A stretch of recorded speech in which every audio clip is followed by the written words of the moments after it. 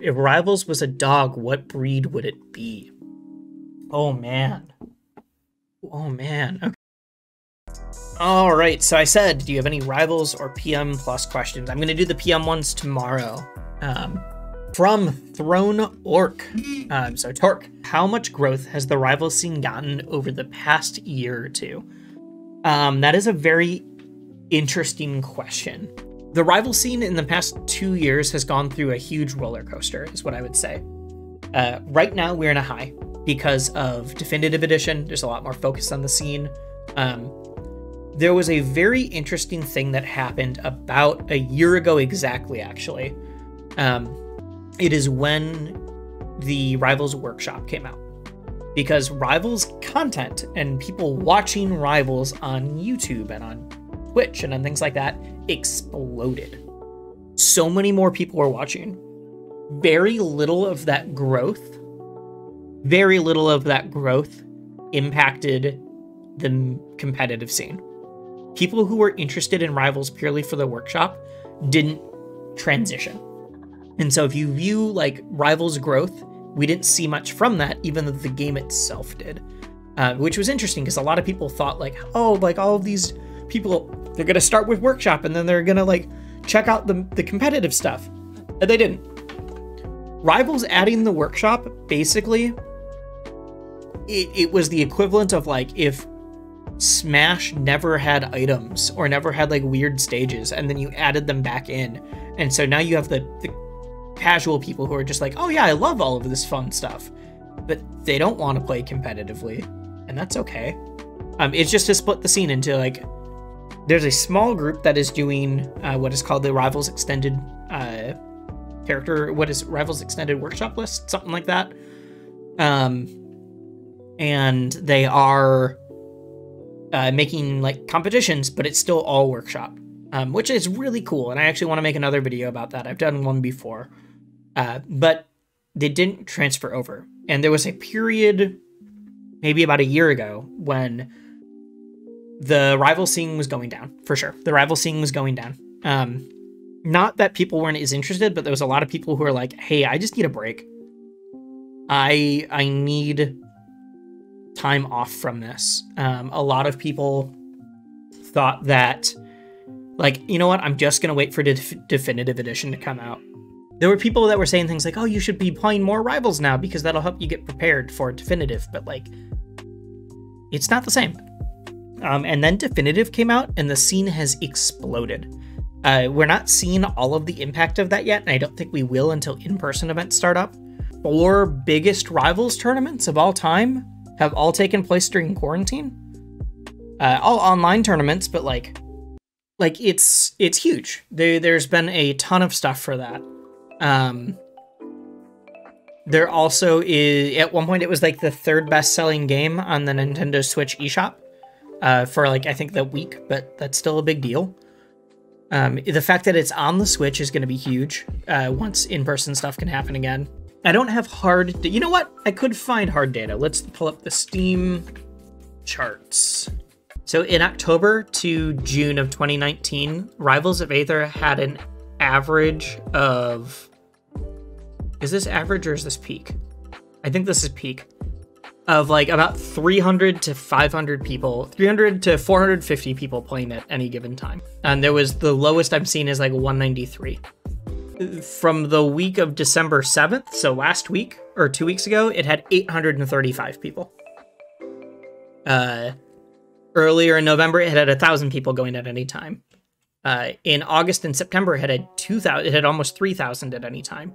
Like, it has jumped significantly. At worst, it has doubled its average player base. And at best, it's like 10 times that. It will remain to see like where that settles out to, but it's definitely way higher. If Rivals was a dog, what breed would it be? If it was a breed, it would be one of those breeds that was bred specifically for like dog competitions. And not as much for like everyday home use, like a domesticated dog. It's a good dog, and it's not like a bad one for breeding, but it is one that was made mainly for dog competitions. because they really wanted to take dogs seriously. And it just happens to be a good family dog, but it's not like the same. Our balance patch is done. They are not. They are not going to make any big sweeping changes anymore, it looks like. They are waiting longer between each of their balance patches than they used to. They are treating it much more like it is a close to finished game.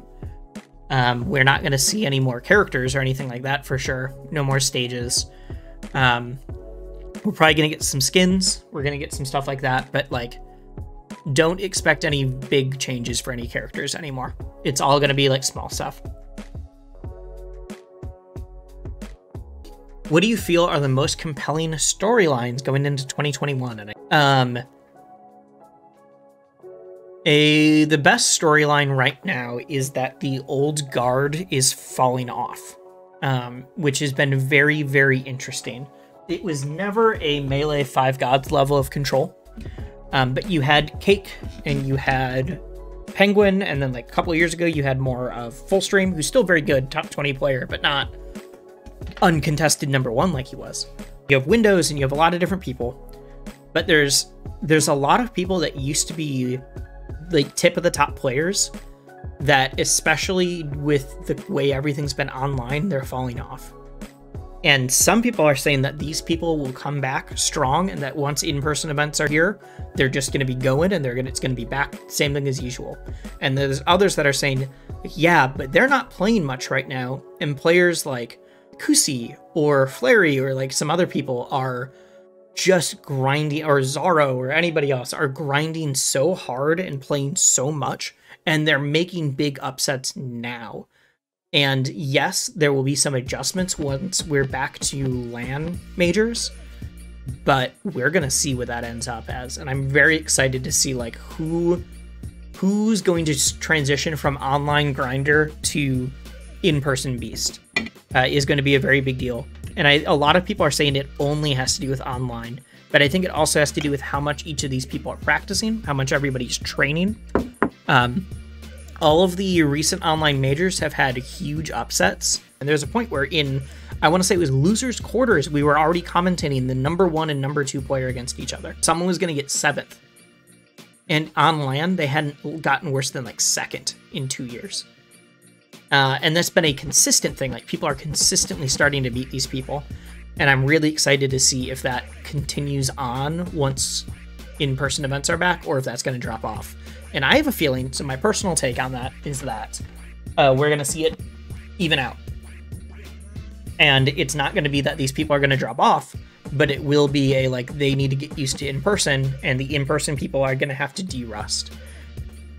And that's very interesting to me, because that's going to be a very volatile year. Also, low-key, I've heard, and I have no way to confirm this, I've heard rumblings of a Rivals Summit event. Apparently, there was some early talks about it, and then COVID shut everything down. And I hope to God that that comes back. And I don't know if that will be a actual From Beyond the Summit, or if that will be a Rivals puts on their own event or anything like that, but I really want it to happen. I think it would be incredible. I also low-key would be invited if that happened. No one's told me anything, but like, I'm one of the top 4 commentators for that game, so if I'm not chosen, I would be a little salty. Just being real. Rivals is the one game right now that is trucking along just fine with their online community. People are doing online tournaments for ult, but people aren't like taking them seriously. Melee, we are getting to the point of people taking them seriously, but it's still not the same. Everyone in Melee is like, oh, just wait for LAN. And people are saying that in Rivals, but Rivals has the infrastructure to do a lot more online events. And there's way more, like, there's a lot of like random Melee tournaments. People are competing in 3 tournaments a week, or a day now in Melee. Rivals, it's still like, wait for the big monthly event. There are weekly ones, but there's monthly ones with large pop bonuses and like actual dev support and money that's going into them through people buying skins. And like, we will have the Rivals finals in January, and I'm going to be on commentary for it. And if I've done my math right, it's going to be like $10,000 for an online tournament. Like, that kind of stuff is happening right now. Someone says Rivals tier list. I have thoughts. I have thoughts on a Rivals tier list. Do I answer this legitimately, or do I clickbait here? I'm gonna give a tier list. Do you need to play a good character to enjoy Rivals? Absolutely not. And that actually underscores what I was going to say, which is Rivals tier lists don't matter. And I know that's a meme in other communities. If someone said that legitimately in Melee, I think they are an idiot. Tiers do matter in Melee.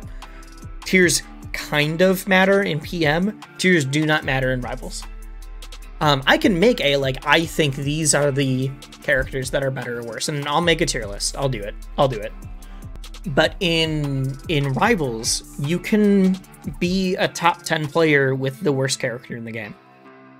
Can I make it through a day of doing full-time content without doing a tier list? Apparently not.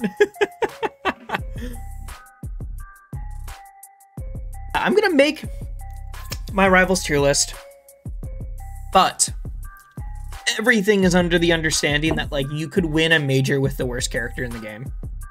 So the first thing I need to do if I'm making a Rivals of Aether tier list is change the tiers. So it could be S, A. I think the worst tier is B. I think it's like the PM tier list where the worst tier is like B.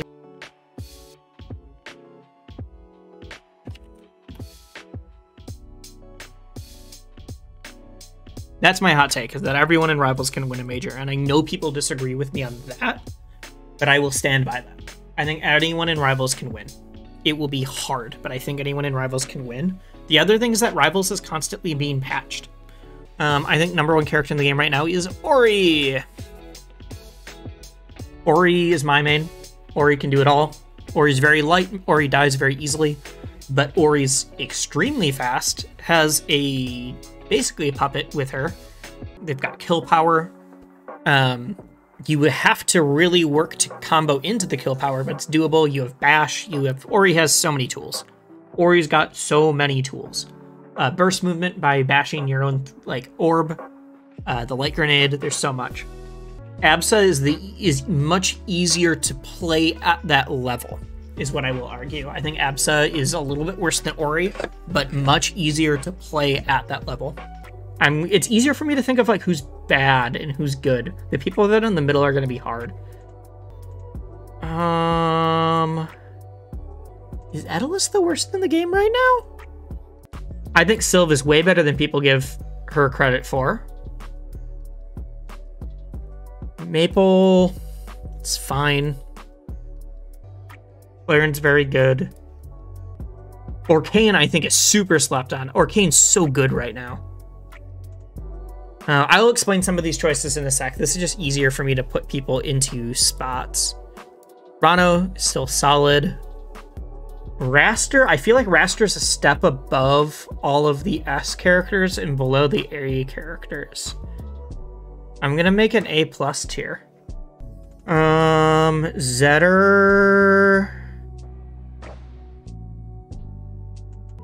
Fours. I think Fours is decent, but worse than Arcane. And the #1 player in the world uses Fours. Like, that should tell you a lot. Okay, do I agree with the list I just made?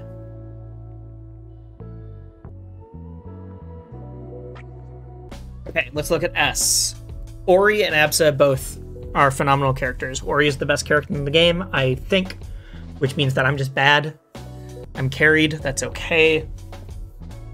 Rano's kind of low TBH, character's nuts. Yeah, I don't think I've decided on this yet. I need to look. This is a really early decision. Raster is definitely the third best in the game. I will stand by that. A lot of the way that Raster works is, it's not tech chasing, but it feels very similar, where, like, you really need to hit a lot of small links to keep Raster's crazy combo game going, or make sure that they DI terribly every time. And so Raster is harder to play online, which is why we're seeing a lot fewer Rasters. You think Rano's the third best? I don't see that. I think Rano's very good, but not the third best. I'm moving Rano up a tier. I'm just trying to decide if he's better than Claren or not. That looks better to me. Maybe it's just because I've made a perfect bell curve, but it looks better to me. You know what? Here's my hot take. I think Arcane is way better than people give him credit for. I think Arcane is way better than people give him credit for. Arcane's so good! Everyone's like, oh, Arcane's recovery's bad. No, it's not! Arcane's recovery's so good! It's so easy to mix people up. Just don't be dumb and have a puddle on stage. Oh my god, and his combo game is phenomenal, and he's super heavy, so he's hard to kill. Like, oh. Arcane's so good.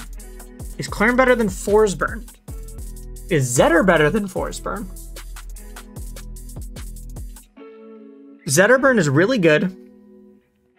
His neutral's been, I think his neutral is a lot better than it has been in the past. Phenomenal combo game. Do I agree with that? That's the thing. This is what I'm saying though. Like, even characters that are 3 tiers down are still A tier in my book. They're still really good. You can win a major with that character. This is the hot take tier. This is my hot take tier. The everyone in Rivals can win a major. That's why Sandbird is there. I think Daedalus is the worst in the game right now, but I hate playing against Daedalus. I hate playing against these characters because they feel gimmicky, but they also can juke me out and do so much, and I still pop off when they do cool stuff. The problem with making a tier list is that I feel like I have to post this later to stand up for what I've said, and I don't want to stand up for what I've said. I agree with everything that I've posted right now, but I don't want to be roasted for my opinions either. I already don't like that I'm making a tier list for content. I couldn't make it through one day of full-time content creation without someone saying, make a tier list. I don't want to be opinion man. I'm just going to be what Coney is, except for all the other games. Sylve is still very good. Zetter is better than Claren. I think Zetter's combo game is a little bit more consistent. Claren just like hard punishes certain characters more, and I need to take like volatility of the matchups out of it and just think purely based on like who wins the most. I think I stand by this list. All right, now I get to deal with people getting upset about this. So Shug is asking some important questions. Who do you think Arcane is most likely to go on a long walk with the beach with? I think that answer's pretty dependent. So Arcane is, like, can teleport in water. Rano, but specifically the Tux Rano, where he has flowers instead of darts and he wears tux. Shovel Knight, because Shovel Knight's actually a fish, canonically. I think it's one of those two. It has to be like an aquatic / amphibian one of some sort. Because I think them to go for a long walk on the beach actually is like on the water line. Not just on the sand, but on the water line. Who's the best kisser in Rivals? I don't feel comfortable answering any of that, because there's already a fine line in Rivals of people making jokes that it's a fighting game for furries. And I'll be real, since doing way more stuff in Rivals, I've had a lot more furries following me on social media. It just happens.